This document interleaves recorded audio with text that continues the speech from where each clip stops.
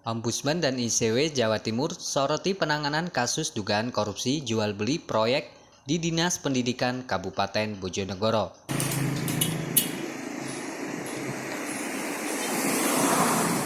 Penanganan kasus dugaan korupsi jual beli proyek di Dinas Pendidikan Kabupaten Bojonegoro, Jawa Timur belum ada kejelasan meskipun sudah hampir 3 bulan sejak adanya aduan. Ombudsman Jawa Timur pun menyoroti belum adanya kejelasan siapa saja yang bakal menjadi tersangka dugaan kasus korupsi ini.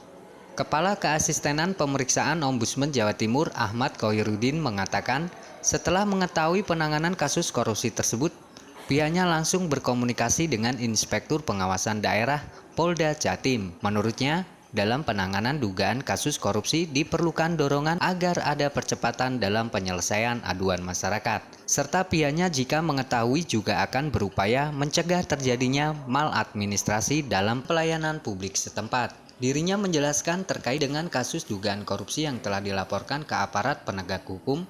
Bentuknya sudah ada nomor laporan polisi. Untuk dapat pula menyelesaikan hal tersebut, Ombudsman bisa turut terlibat jika ada perjanjian kerjasama. Lebih lanjut bahwa untuk mempercepat aduan resmi masyarakat yang sampai lama penyelesaiannya, ke depan akan ada sistem yang mengatur. Sebelumnya, peneliti Indonesian Corruption Watch atau ICW Dewi Anggraini juga turut mengkritisi sikap aparat penegak hukum yang terkesan tertutup dengan awak media soal perkembangan kasus dugaan korupsi jual beli proyek di Dinas Pendidikan Kabupaten Bojonegoro. Dewi mengatakan kasus ini harus diusut tuntas agar tidak terjadi penyimpangan dalam perkara di daerah yang terkenal dengan kota lumbung energi nasional ini, serta agar tidak jadi presiden buruk ke depannya. Kaitannya dengan kasus korupsi di ruang lingkup sektor pendidikan, ICW mendorong agar pihak pemangku kepentingan yang menangani kasus untuk lebih serius. Sementara itu, Kasat Reskrim Polres Bojonegoro, AKP Iwan Hari Purwanto saat dihubungi mengaku dirinya sedang menjalani ujian di Polda Jawa Timur. Terkait perkembangan kasus ini, dirinya meminta untuk berkomunikasi secara langsung dengan anggotanya yang menangani kasus tindak pidana korupsi. Dihubungi terpisah, Kepala Unit 2 Tindak Pidana Korupsi Polres Bojonegoro, Aibda Agus Setiawan mengatakan terkait kasus korupsi prosesnya tidak bisa langsung cepat karena butuh klarifikasi sejumlah pihak. Dirinya mengaku bahwa akan berkomunikasi terlebih dahulu dengan pimpinannya sebelum memberikan informasi perkembangannya secara detail ke awak media.